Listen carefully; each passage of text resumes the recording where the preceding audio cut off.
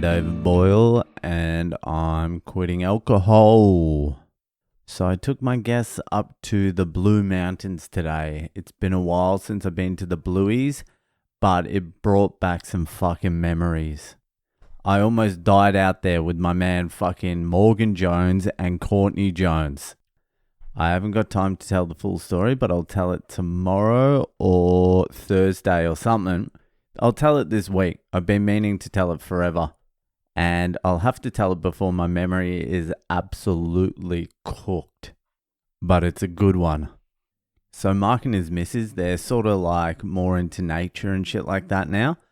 And in my mind, when people are coming to visit and they ask me where good places to go, my mind automatically goes to like, where's the best places to party? Like, I don't even look at Australia's natural landscape, the oceans, the beaches, the flora, the fauna, the natural beauty of Australia. I don't think I've ever looked at Australia like that. It's always just been, yeah, Melbourne's pretty good. You can get fucked up there. Sydney's pretty good. Gold Coast, you can get fucked up. Byron Bay's good to get fucked up. North Queensland, you can get fucked up there as well. And there's beaches and it's nice. But I've never actually stopped to smell the roses of Australia. And it is actually quite a beautiful country. As much shit as I do give it, it's got some charm. I used to hate just the look of it.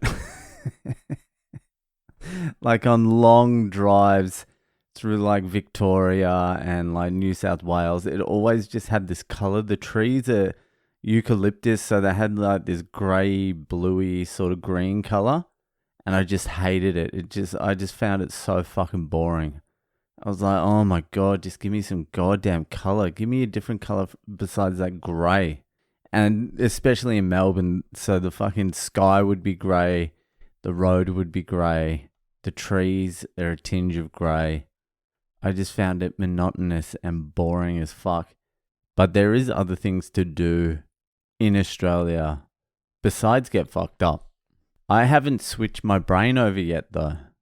Even when I was overseas, I still gravitate towards the places where you get fucked up. I think I still like being around it, but I think I'm going to spend a little bit more time in nature. Getting amongst the trees, because I tell you what, there's something about it. There's something healing about nature. There's some good vibes in nature. Some energy that the trees give off and the fresh air, and it just fucking spurs you along. It gives you a good jolt. But as much as I like going out there and being in nature, when I think about it, I'm like, ugh, who could be bothered going out in nature?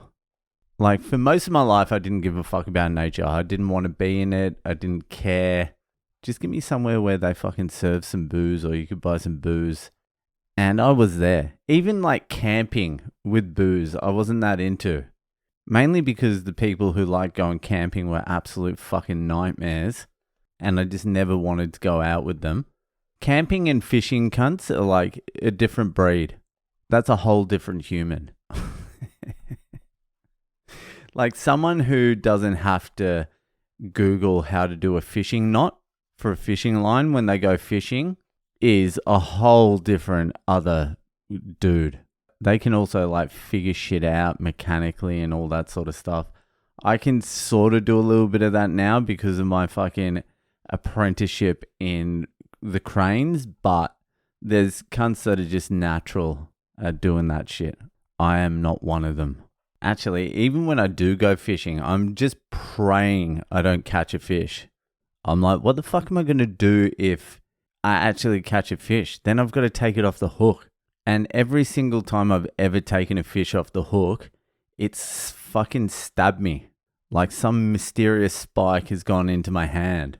So I'm like, nah, I'm good not having the fish.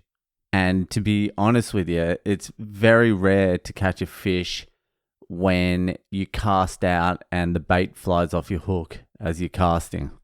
I was thinking about it the other day. I was like, I need to teach my son more like wilderness survival sort of stuff, like fishing and starting a fire and all this sort of stuff, like surviving outdoors. And then I realized I have no idea how to do any of that at all, like zero.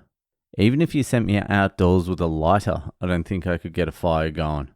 Maybe I'll become more that guy now, because I have been watching a lot of Instagram clips where people just go out there and then they carve like a house in the side of a mud hill. I would like to be a guy who could make a mud hill house. I reckon I could get fired up for a mud hill house. They're almost like the cave I've always wanted to live in. I know what's going to happen in my mud hill house though.